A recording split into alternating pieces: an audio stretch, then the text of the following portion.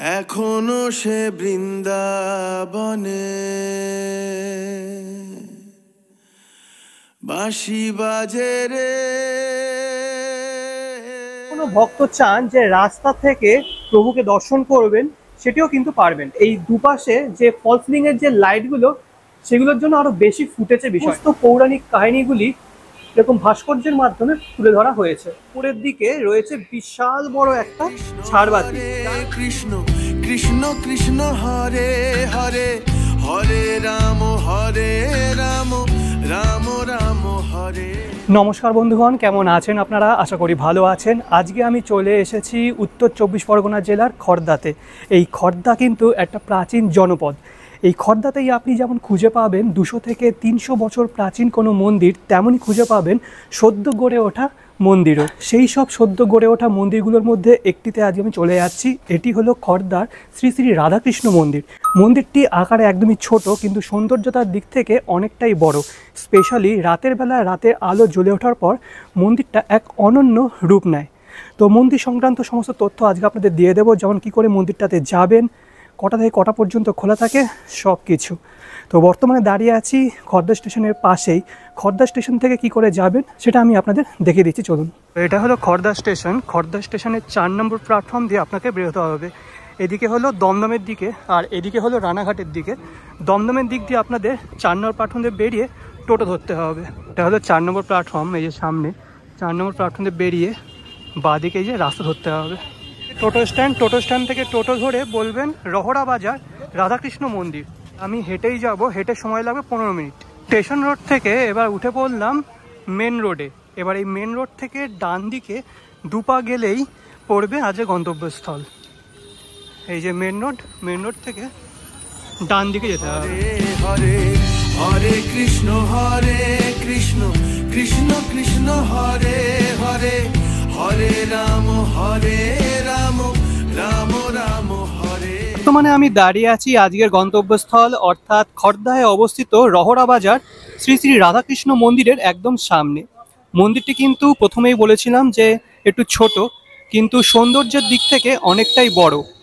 মন্দিরটি এক রত্ন বিশিষ্ট, আর রত্নে খুব সুন্দর কারুকার্য করা। একদম শুরু থেকে শুরু করি, তাহলে মন্দিরের চূড়ায় রয়েছে একটি নীলাচক্র, তার উপরে আছে একটি ধ্বজা, আর তার নিচে এখানে সাইডে আছেন ভগবান বিষ্ণুর একটি বিগ্রহ, তার সামনে আছেন বজরংবলীর একটি বিগ্রহ।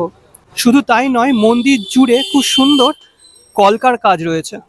এখন মন্দির বন্ধ আছে, একটু পরেই খুলবে।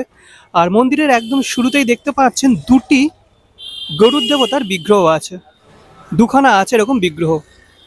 আর মন্দিরের গায়ে এক সাইডে আছে, মানে দু সাইডে আছে গোপাল ঠাকুরের বিগ্রহ, এদিকে একটা আর এদিকে একটা।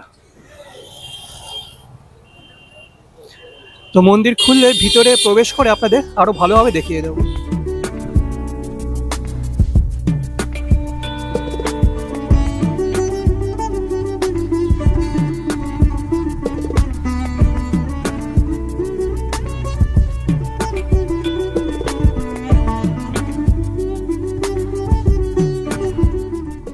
বর্তমানে দাঁড়িয়ে আছি মন্দিরের একদম সামনে। দুয়ার কিন্তু খুলে দেওয়া হয়েছে। আর যেমনটা বলছিলাম যে প্রবেশের শুরুতে দুপাশে দুটি এরকম গরুর মূর্তি আছে, আর গরুর মূর্তির ডান পাশে আছে একটি তুলসী বেদি। আর তুলসী বেদির একদম চূড়ায় দেখতে পাচ্ছেন একটি তুলসী গাছ আছে, আর তার নিচে কিছু এবং সিংহ মূর্তি রয়েছে, যেমনটা আছে মন্দিরের একদম চূড়ায়, ঠিক তেমনই। আমার নাম মদন মোহন দাস বাবাজি। এটা 2021 সালে। আর কি কি উৎসব উদযাপন করা হয়? উদযাপন এই বাৎসরিক উদযাপনটা হয় আষাঢ় মাসে। রথে উদ্বোধন হয়েছিল মন্দির। হোলিতে উৎসব হয় বড়। কোনো ভক্ত যদি এখানে প্রসাদ গ্রহণ করতে চান তাহলে কোন ব্যবস্থা? হ্যাঁ, প্রসাদ গ্রহণ করতে চাইলে আগের দিন এখানে নাম লেখাইতে হবে। মন্দির 5টার সময় খোলে, 2টোর সময় বন্ধ হয়। হ্যাঁ, আবার বৈকাল 5টার সময় খোলে, 10টার সময় বন্ধ হয়। ঘড়ির কাঁটায় এখন বাজে বিকেল 5:30, আর বাইরে পড়ছে বৃষ্টি। তো ভালোই হলো, একেবারে সন্ধে নামার পর বাইরের সৌন্দর্যটা আপনাদের দেখিয়ে দেব। ততক্ষণ চলুন মন্দিরের ভিতরে যে সৌন্দর্যটা আছে সেটা আপনাদের দেখিয়ে দিই। কোনো ভক্ত চান যে রাস্তা থেকে প্রভুকে দর্শন করবেন, সেটিও কিন্তু পারবেন। গর্ভগৃহ আপনাদের পরে দেখাচ্ছি, আগে চলুন আশেপাশে যে কারুকার্যগুলি আছে সেগুলো আপনাদের দর্শন করিয়ে দিই। যদি দেওয়ালের উপর দিকে তাকান তাহলে দেখতে পারবেন সমস্ত পৌরাণিক কাহিনীগুলি এরকম ভাস্কর্যের মাধ্যমে তুলে ধরা হয়েছে। এখানে দেখতে পাচ্ছেন শ্রীকৃষ্ণ সেই গোবর্ধন পর্বত কের আঙুলে তুলে নিয়েছিলেন, সেই দৃশ্যটি খুব সুন্দরভাবে ফুটে তোলা হয়েছে, অপূর্ব কারুকার্য। আর খুব সুন্দরভাবে ফুটে উঠছে কারণ এখানে এরকম দুটি ঝাড়বাতি আছে, তার আলোয় পুরো বিষয়টা আলোকিত হচ্ছে। আর অপর প্রান্তে যদি তাকান তাহলে চোখে পড়বে সমুদ্র মন্থনের সেই দৃশ্যটি অপূর্ব সুন্দরভাবে সাজানো হয়েছে এবং ফুটিয়ে তোলা হয়েছে, দেখুন। আর এপাশে আছেন মা অন্নপূর্ণা, এপাশে আছেন শ্রীকৃষ্ণের একটি ছবি, হ্যাঁ ঝুলন, এটি হলো ঝুলন, দেখুন কি সুন্দর লাগছে। এখানে কিন্তু শেষ নয়, অপর প্রান্তেও কিন্তু অনেক মূর্তি বা বিগ্রহ তৈরি করা আছে, এই দেখুন। এখানে দেখতে পাচ্ছেন শ্রীকৃষ্ণের সেই কালিয়ানাগ দমনের দৃশ্যটি ফুটিয়ে তোলা হয়েছে, কি সুন্দর লাগছে দেখুন। আর এপাশে শ্রীকৃষ্ণের তার সখীদের সাথে এবং রাধিকার সাথে নৌকা বিহার, সেটি খুব সুন্দর ফুটিয়ে তোলা হয়েছে। আর এপাশে আছে ভগবান বিষ্ণুর অনন্ত শয্যার দৃশ্যটি, অপূর্ব অপূর্ব। তো আছে তার সাথে এই দুপাশে যে ফলসিলিং এর যে লাইটগুলো, সেগুলোর জন্য আরো বেশি ফুটেছে বিষয়টা। তো এই তো ছিল পার্শ্ববর্তী সমস্ত কারুকার্য। এবার চলুন গর্ভগৃহে প্রভুকে দর্শন করা যাক।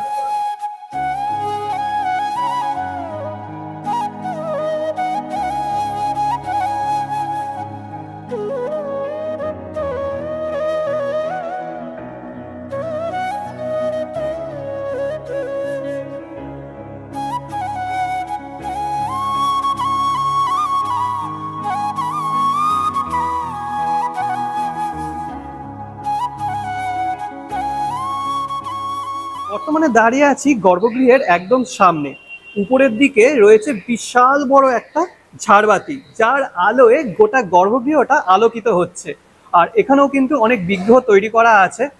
ডান পাশে যদি তাকান তাহলে চোখে পড়বে পঞ্চতত্ত্বের বিগ্রহ, অসাধারণ। সমস্ত কৃষ্ণ মন্দিরে এরকম পঞ্চতত্ত্বের বিগ্রহ থাকবেই থাকবে। পাশে আছেন ভগবান বিষ্ণু এবং মা লক্ষ্মীর একটি বিগ্রহ, দেখুন খুব সুন্দর। আর এবার চলুন দর্শন করাচ্ছি আপনাদের আসল বিগ্রহ। এই যে শ্রী শ্রী মদন মোহন এবং পাশে আছে রাধিকার বিগ্রহ। রাধিকার বিগ্রহ অষ্টধাতু দ্বারা নির্মিত এবং শ্রীকৃষ্ণের বিগ্রহ এখানে কোষ্ঠী পাথর দ্বারা নির্মিত। আর দুপাশে আছেন শ্রী শ্রী গৌরনিতাই প্রভু। এখানেই কিন্তু শেষ নয়, তাদের সামনে যদি একটু জুম করি তাহলে দেখতে পারবেন ছোট ছোট শ্রী শ্রী রাধাকৃষ্ণের বিগ্রহ আছে। আর দুপাশে আছেন গৌরনিতাই বিগ্রহ, যাদের বিগ্রহগুলি অষ্টধাতু দ্বারা নির্মিত। সামনের দিকে আছেন গোপাল ঠাকুর, এপাশে আর এপাশে। আর এপাশে আছে শালগ্রাম শিলা।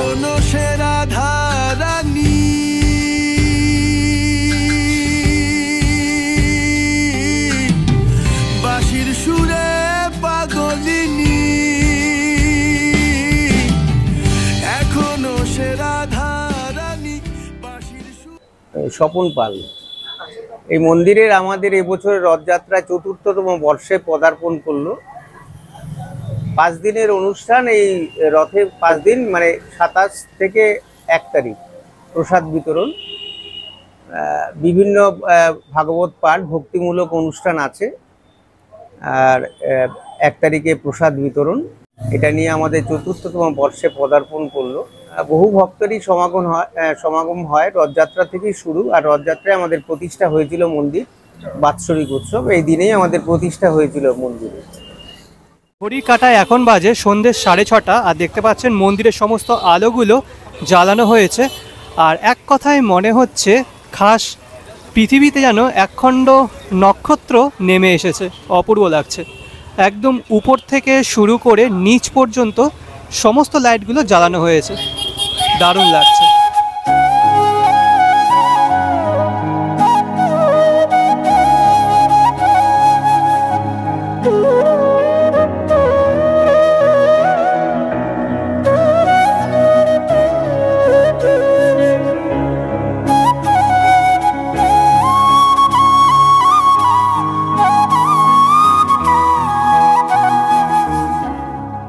এই ছিল খড়দার এক অপূর্ব শ্রী শ্রী রাধাকৃষ্ণের মন্দির। কেমন লাগলো ভিডিওটা অবশ্যই কমেন্ট বক্সে কমেন্ট করে জানাবেন। যদি ভালো লেগে থাকে তাহলে অবশ্যই লাইক, কমেন্ট, শেয়ার এবং সাবস্ক্রাইব করে আমাকে আশীর্বাদ অবশ্যই করতে হবে। নেক্সট ভিডিও খুব তাড়াতাড়ি আসছে। আনটিল দেন ভালো থাকবেন, সুস্থ থাকবেন। আজকের জন্য বিদায়।